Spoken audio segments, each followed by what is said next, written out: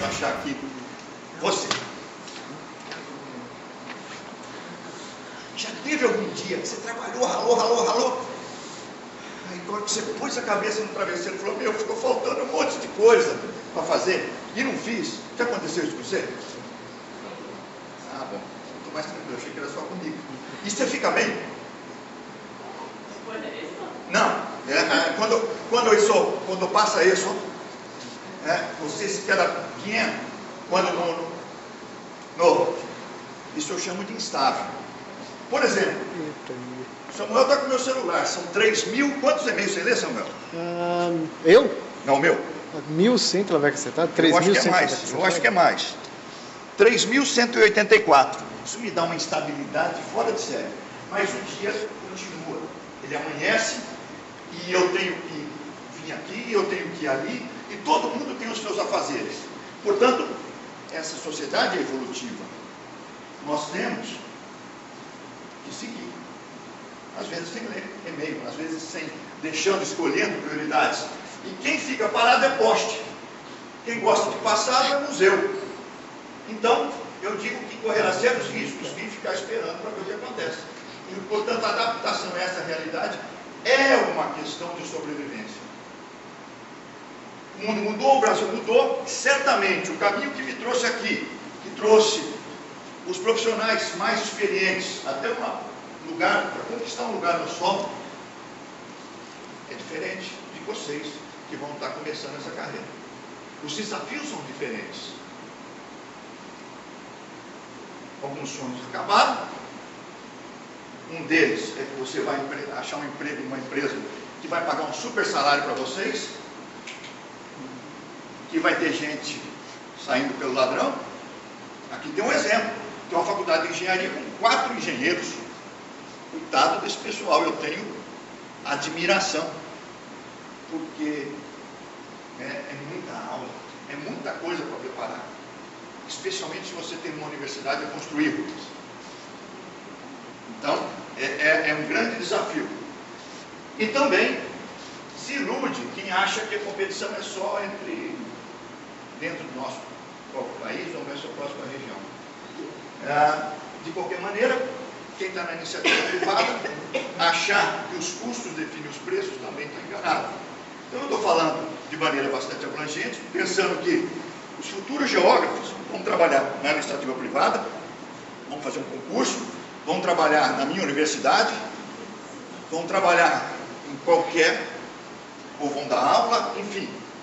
Uma sociedade em desenvolvimento exige rompimento, mudança, novidade, linguagem, conceitos e modos. Não é fácil para a geração Y.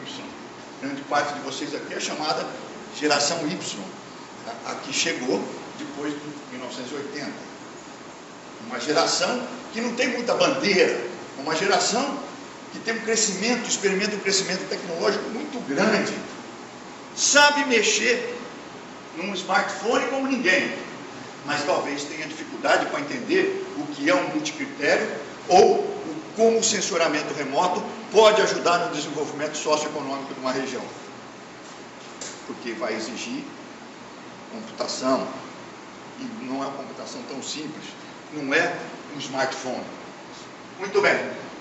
Um dos grandes desafios é perceber que o desenvolvimento não se pode mais se dar à revelia da proteção do meio ambiente. Hoje existe um conjunto de leis, especialmente no Brasil, que protege o meio ambiente e que muitos acham que é restritivo. Eu chamo de oportunidade, porque nós temos que nos desenvolver garantindo as gerações futuras. Então não temos que respeitar a lei, nem cair preço. Mas, e como é que se faz isso? Com muita competência, com muito estudo, com muita dedicação. Na minha área, uma grande mudança é que quando eu estava sentado aí, o professor me ensinava a imitar a chuva. Eu trabalho com irrigação. Eu trago a chuva que São Pedro não manda. Hoje, nós utilizamos o gotejamento, a microaspersão. Molhando, já aprendemos que eu não preciso molhar a superfície toda do solo para poder ter uma produção produtividade elevada ou a máxima produtividade. Esse é um desafio. Mas um desafio de economizar água também. Portanto, o que nós temos que fazer? Cada dia os produtos são muito similares, os mesmos preços. Por que você usou o Envy? Por que você não usou o Herdas? Foi uma opção. São similares, usando uma linguagem. Isso vale para os sistemas de irrigação, isso vale para qualquer coisa. A escolha de produto.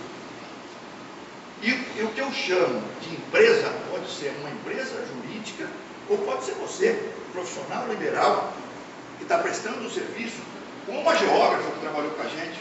E o que eu chamo de empresa é você, Rubens, professor. É você, Samuel, se movimentando mais que eu, para tentar chamar a atenção dos alunos, de captar e eles entenderem a sua mensagem e fazê-los se interessar por análise multicritério. Então, o diferencial está na prestação do serviço. O que eu estou fazendo aqui é um serviço. Trazer uma mensagem é um serviço. Por exemplo, essa é uma imagem de Luiz Eduardo Magalhães, tirada sexta-feira passada. Uma cidade, você falou da Bahia. Sim. Uma cidade que há 24 anos atrás era um posto de gasolina chamado Mimoso do Oeste.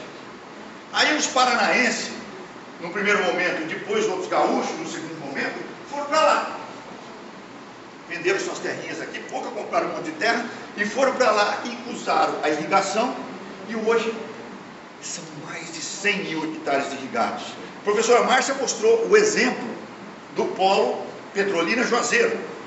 Se a gente for andar quase 900 quilômetros de Salvador até Luiz Eduardo Magalhães, nós vamos encontrar hoje, 25 anos depois, de um posto de gasolina, uma cidade de 80 mil habitantes, onde a riqueza é distribuída pela água, através dos 100 mil hectares irrigados.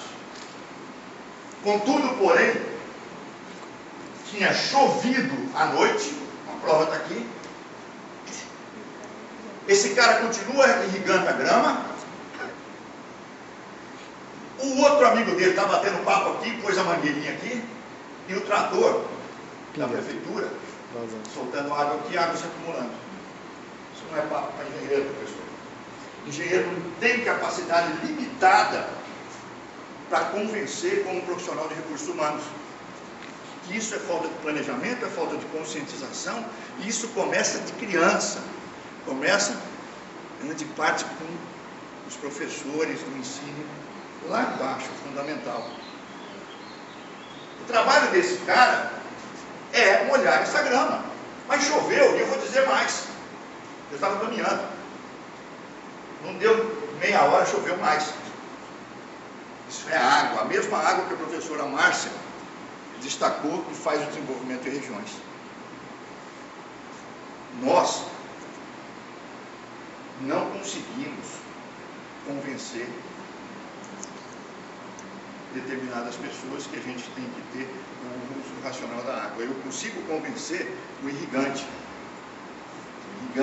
de grandes proporções, mas possivelmente o chefe do setor de manutenção, não. Então, aí a importância de a gente estar junto, porque nós precisamos dessa água, nós precisamos de um trabalho de conscientização, e que nós não somos treinados para isso. Um dos meus alunos biólogos, eu em sala de aula, eu faço o meu centro da carteira, eu imposto, e um dos alunos biólogos, ele falou, professor, a postura, que postura, cara? Não, é porque o pessoal da biologia, o pessoal que vai trabalhar com recursos humanos, recebe uma formação para poder transmitir mais adequadamente o conhecimento, porque quem é da área é estritamente técnica. Por isso que é importante trabalhar complementarmente. E aí eu falo que cada um tem que se reinventar o seu setor de alguma maneira. Agora, sem conhecimento fica difícil. Não pode só copiar, né? Então, eu trabalho com isso. Para quem não conhece, eu trabalho com isso, com esses equipamentos de irrigação. Pode ser assim também, onde a gente coloca a água em apenas 1/3, 40% da zona radicular, E trabalho com isso. Essa água vem disso. Isso é uma bacia hidrográfica, uma microbacia hidrográfica, em que eu tenho a legislação sendo infringida aqui, porque o cara está plantando na APP, eu tenho uma lagoa de tratamento de esgoto que lança o seu esgoto aqui, eu tenho aqui embaixo irrigantes, irrigando uva e hortaliças com essa água de esgoto, e eu tenho determinadas épocas do ano, como agora, como eu tenho irrigante aqui em cima, a vazão chegando aqui, zero. Daqui para frente a água é a vazão firme da tratamento de esgoto. E com sorte, algum de nós vai comer essa uva. Algum de nós vai comer essa hortaliça. Alguém come. Certo?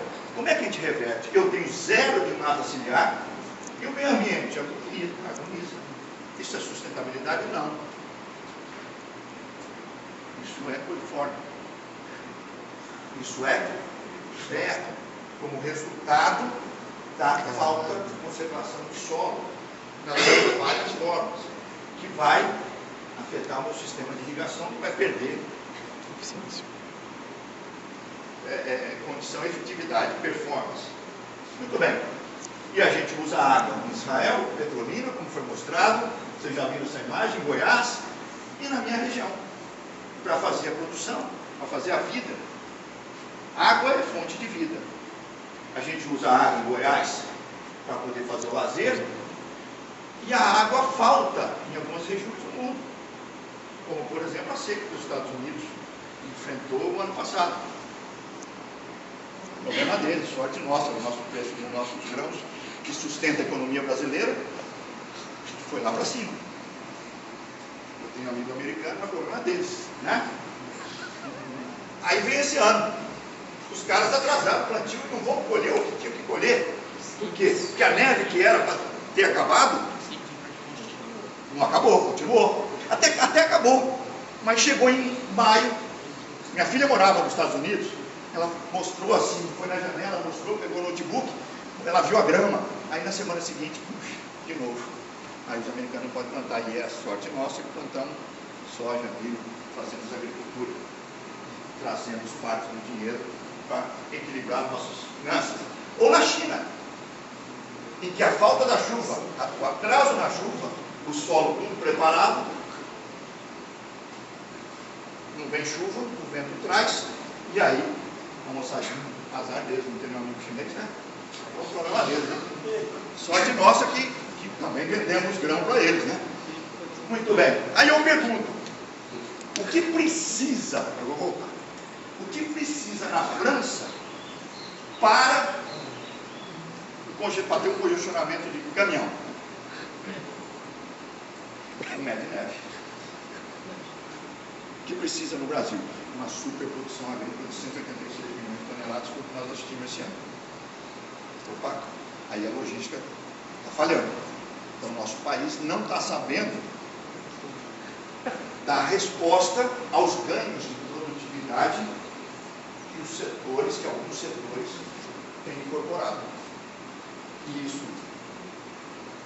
é planejamento, isso é entendimento, isso é espacialização, isso é economia. Muito bem. Daí os nossos saltos de produtividade, onde a gente gasta, e aí a gente pode falar, isso é geografia também, a interpretação disso, a identificação disso, da falência da logística nossa atual. O país é um país muito rico, país continental, 200 milhões de habitantes, mas extremamente injusto. É um país essencialmente agrícola, engana-se quem acha que ele vai deixar de ser agrícola, essa é a vocação dele. O que ele precisa é melhorar o que ele faz com a sua soja. O que ele precisa fazer é melhorar o que ele faz com o seu café, já que ele é o maior exportador. Ao invés de exportar só grão, melhorar a venda do café solúvel. Olha aqui, só para vocês terem uma ideia de quanto a gente pode evoluir. O Brasil importou café a R$ 59 o quilo, esse café solúvel, esse bonitão aqui. Só que ele vendeu cadê o preço que ele vendeu? A 17. E da Suíça, que não tem nenhum pé de café, 43% do café que chegou aqui, veio da Suíça. Do Reino Unido 20% e da Itália 9%. Tem muito ainda para é um injusto. O país é um injusto, desigual. Precisa melhorar muito essa renda aqui. Essa renda média do brasileiro é a linha de pobreza dos Estados Unidos, para entrar nos programas sociais. E nós precisamos gerar alimento. Nós precisamos produzir alimento. Na medida que o pessoal sobe na vida, eles consomem mais proteína. Proteína tem a ver com carne, ovos, derivados, depende. Esse é o grande desafio. O nosso grande desafio é confrontar a seca tradicional do Nordeste, mudar esse quadro, seja com os seus canais de irrigação ou políticas públicas adequadas, efetivamente avaliadas e que tenham desdobramento, façam valer essa interpretação, ou no Rio Grande do Sul, que agonizou por uma seca fora do script. O fato é que nós precisamos parar de dar notícias com políticas públicas para dar notícias boas, era para ter. Como é que a gente muda isso? Juntando ensino, pesquisa e extensão. Ou seja, um esquema cooperativo em que a gente não faça só uma coisa, que a gente não tenha só uma abordagem, que a gente não olhe só para um lado. E aí a gente pode, no mesmo Nordeste, uma notícia boa. Ou agora eu começo a falar algo mais específico. Clima, que a gente chama. Clima é foco de atenção de profissionais diferentes áreas. Eu não quero discutir aqui mudança climática, se é mudança, se é ciclo, se não é. O fato é que tem espaço para muito profissional. A tal ponto que hoje se discute, e aí está na praia de vocês, se o clima pode definir o rumo do país. Do mesmo jeito que se busca argumentos para verificar a distribuição de riqueza, também o clima tem sido foco de atenção de institutos que correlacionam isso com os levantes, se são populares efetivamente ou não. O fato é que ninguém gosta de ver isso. O fato é que um diamante vale mais do que um escravo de água. Por que isso? Estamos falando de valor. É importante a gente ter essa consciência para que a gente possa atuar de forma efetiva. Compatibilizar seca com excesso de chuva intensa, como caiu ontem, é um grande desafio de todos os profissionais. E como é que a gente vence esse desafio? Com informação, com conhecimento. Esse é o maior patrimônio. O que ele está pensando, só ele sabe. Eu não tenho condições de vir aqui fazer isso. E você passa o seu conhecimento para mim, ou para qualquer outro, se você assim o desejar. O seu maior patrimônio que esse temos. E aí nós estamos falando de novo para a geração Y. Esse aqui é o IBGE. O IBGE perguntou o que você quer ser quando crescer. Né? Valia a múltipla escolha, ou várias. Olha aí, a maior parte quer arrumar um bom emprego. Como é que você consegue um bom emprego? Alguém tem uma dica? Vai lá, Vitor. Como é que você consegue um bom emprego? Estudando? Você, como é que você consegue um bom emprego? Estudando, você. Vocês acham que vocês são o pensamento da maior parte da geração Y, da população jovem entre 16% da população, entre 15 e 22, vocês acham que vocês são a regra ou vocês são a exceção? Regra ou exceção? Jogo rápido que meu prazo vai estourar daqui a pouco. Eu nem comecei a falar ainda. Certo? Pode pensar para outro, vou cansar. Não, tem que ser rápido. Vai. Você, como é que você vai subir na vida? Subir na escada? É uma boa. Com a bicicleta também. Tá? Muito bem. Esses mesmos jovens que querem subir na vida têm os valores invertidos. Quantos Ronaldinhos existem? Quantas Gisele Bündchen existem? Quantas Carol Castro existem? Gustavo, pense nisso. Certo? Essa é a turma de grande parte de vocês fazem parte. Muito bem. Então, uma sociedade, de novo, para não esquecer, precisa abrir a cabeça. Como esse pessoal aqui da minha área abriu. E passou a economizar água.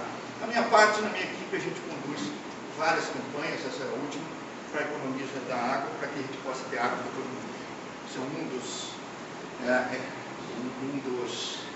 uma das nossas campanhas, Pães de Consciência, economiza cada gota, vai esperar acabar para economizar. A gente combina clima, solo, planta e olha por viés econômico, social e ambiental. Como a gente não dá conta, a gente precisa chamar muitos alunos, precisa chamar muitos profissionais, para a gente poder tentar fazer alguma coisa de bom e ser convidado para algumas palestras, para a gente contar algumas histórias para vocês. E para isso a gente precisa juntar software, recursos humanos, máquina e comunicar e ter esse trabalho. E aí eu começo a falar daquilo que foi me pedido efetivamente, né? Que é o sistema geográfico de informação, que são as ferramentas que a gente precisa, que é muito mais do que um smartphone.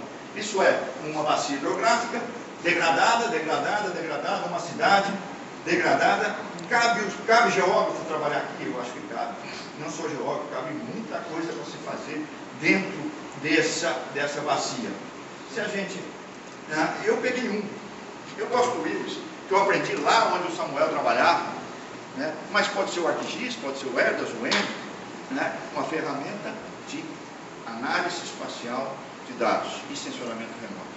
Então, uma das ferramentas é o que eu passo a mostrar para vocês, para aqueles que não se envolveram com isso. Não dá para ficar fora hoje do mercado de trabalho sem entender de sistema geográfico de informação. Senão, vamos ter que fazer os mapas, como a professora falou, como eu aprendi, professor. Tá? Eu aprendi, no tempo da fotointerpretação, né, que era imagens. E eu tenho uma dificuldade danada para entender isso. Então, o software faz parte do nosso dia a dia. Com um sistema geográfico de informação, eu posso fazer o buffer que deveria receber a mata, como Samuel colocou, onde é a priorização. Se eu já colocar um pouco mais agora, se eu colocar uma imagem de satélite, eu posso definir a minha área impermeável e seguir os trabalhos. Esse trabalho foi feito por um biólogo, eu levo o nome aqui, mas quem fez esse trabalho foi um biólogo. Eu posso dar unidade também, né, definir as bacias hidrográficas como unidade de gestão. Muito mais, eu posso representar aquilo que a fotografia, o que o meu olho está mostrando numa visita a campo, que jamais pode ser esquecido. A visita a campo em qualquer trabalho é fundamental. O olhar humano é fundamental. Então, isso tudo que a gente faz no campo, a degradação por conta da ocupação, a gente pode representar também no sistema geográfico de informação. E é um outro trabalho, assim como a quantificação, e aí o outro, e por exemplo, agora já usando o sensoramento remoto, e aqui, para poder justificar até aquele trabalho que eu comecei a mostrar, é uma cidade, olha, são 6 graus, isso eu peguei, aqui deve estar escrito 6 graus, eu peguei a imagem errada, o slide errado, né? São 6 graus a diferença de temperatura dentro de uma cidade num dia normal. Né? Como é que se melhora isso? Os estudos, né, de implantação de matas, de ambientes que possam melhorar o conforto térmico e visual, também faz parte de vários profissionais, inclusive geografia. Eu posso colocar o mapa da chuva assim, tradicionalmente, no Excel, uma ferramenta valiosíssima, mas eu posso também assim, de novo, o sistema de informação nos auxiliando a mostrar informações estratégicas importantes. E eu posso trabalhar também no monitoramento do clima, da água, a quantificação de quanto tempo de vazão, quanto está sendo o consumo. No caso aqui, um dos trabalhos, as bacias geográficas de interesse socioeconômico da minha região, que tem a nossa atenção, a hidrografia sendo feita no sistema geográfico de informação, nós consolidando situações extremas no mesmo ano, a gente pode representar isso, a gente pode representar também a degradação ambiental. Isso aqui, consertar isso aqui, certamente não é um profissional só, isso aqui tem um poder de convencimento muito grande que tem que ser colocado no papel. Tem muita gente que é contra, inclusive, escola, né, intervir numa área dessa, acha que tem que intervir somente para não deixar crescer mais, mas não fazer uma intervenção que possa trazer a recuperação, são as escolas, né? Uma análise multicritério que vai se seguir a partir de uma definição. Então, outra coisa que a gente trabalha é a parte climática, a rede de monitoramento climático do Noroeste Paulista, em que permite não só auxiliar o irrigante a colocar água no momento, na quantidade certa, mas como avaliar o uso da água posterior através de modelos de estimativa de evapotranspiração. Isso pode ser feito pelo geógrafo. Eu acho que você, Márcia, você já fez isso também, né? Entender o ciclo hidrológico não é uma tarefa muito simples. Exige realmente uma abordagem multidisciplinar. Esse é o trabalho que a gente fez com o geógrafo. Esse trabalho foi parte do mapa resultante. E para tudo isso nós precisamos comunicar. Nós precisamos de comunicação. Nós precisamos de convencimento. Como a gente vai fazer isso? Existem diferentes formas. Nós temos que encontrar cada forma adequada para atingir cada público. Do ponto de vista de quem trabalha na universidade, transformar dados em informação é fundamental. Mas não só na universidade. Todas as empresas hoje têm site. Todas as empresas se vendem através da internet, do Facebook, e assim para frente. Agora, precisa encontrar linguagem. Precisa encontrar profissionais que entendam essa linguagem e que possam, dessa maneira, promover quem está pagando o salário. Um dos grandes desafios para quem trabalha com dados climáticos ou dados do meio ambiente é transformar dados passivos em dados ativos. Esse é um grande desafio, em que, ao invés do interessado em buscar os dados, se os dados forem sistemáticos, eles podem ser cadastrados em interesse e enviados diretamente ao usuário. Isso é um grande desafio, precisa de gente. Eu tenho, para você ter uma ideia, para cuidar da nossa parte, da nossa plataforma, que eu vou passar rapidinho aí, porque eu tenho 2 bolsistas, um engenheiro mecânico e uma outra que faz agronomia. A gente usa a internet para essa comunicação, a gente usa diferentes canais na internet, para cada um com uma linguagem diferente, para tentar enviar a nossa mensagem que envolve a agricultura irrigada.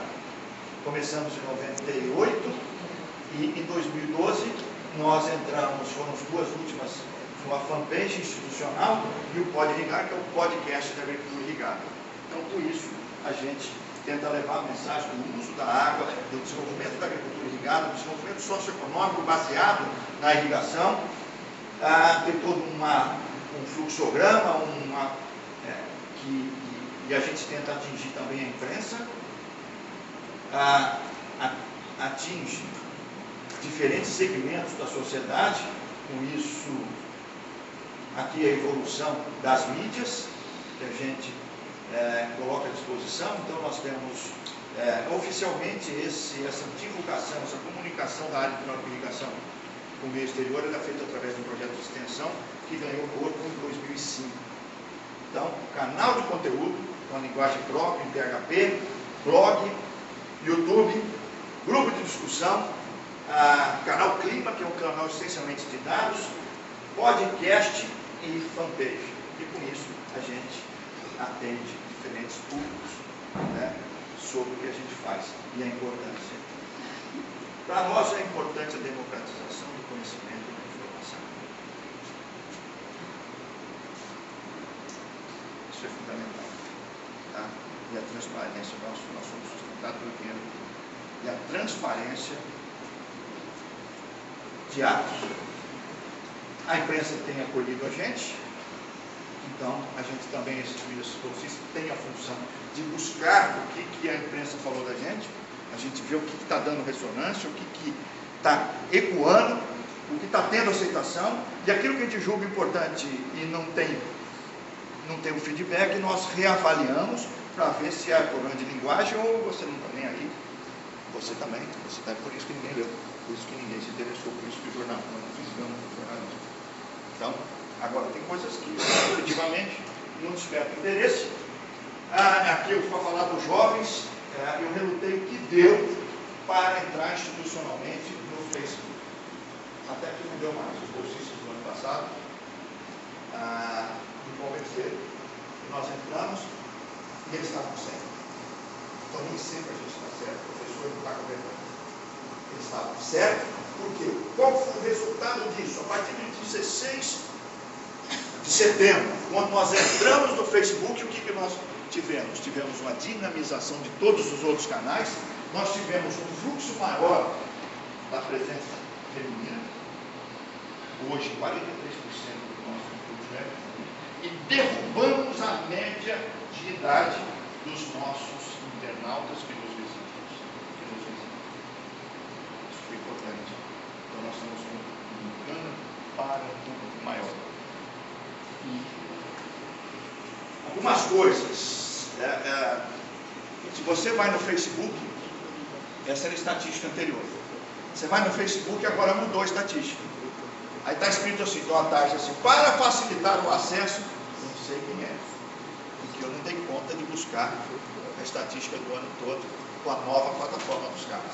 Então, comunicação também.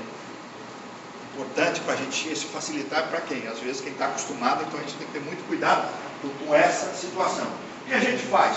A gente é facinho, chamou, a gente vai levar a nossa mensagem, a gente recebe alunos a partir da quinta série, isso aqui é um meio grandinho, mas a gente já viu lá, a partir da quinta série nós recebemos o nosso laboratório, nós levamos uma bacia hidrográfica, mostramos o que é água, o que é mata ciliar, o que é APP, falamos com a gente grande também, isso aqui é um exemplo. E agora, no finalmente, a Europa está no salto. Então, literalmente, especialmente Portugal, Espanha, lidera o ranking de desemprego. Todo mundo quer vir para o Brasil. Todo mundo quer vir para o Brasil.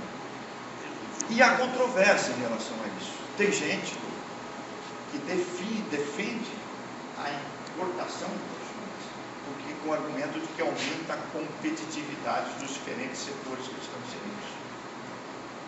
Eu não vou entrar nessa discussão. A dica que eu quero passar para vocês é o seguinte: a competição não existe.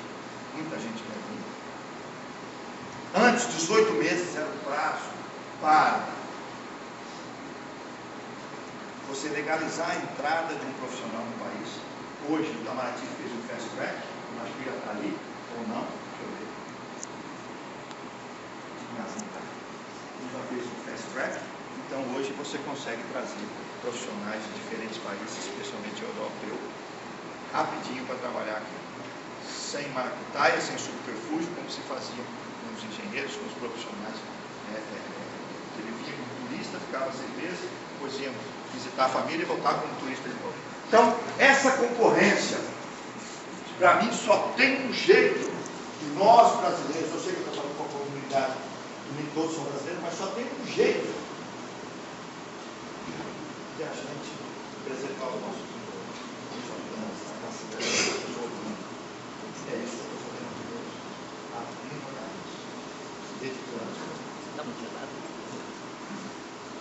E tem que mudar, tem que abrir a cabeça. Dá uma lida para o que esse cara escreveu aí.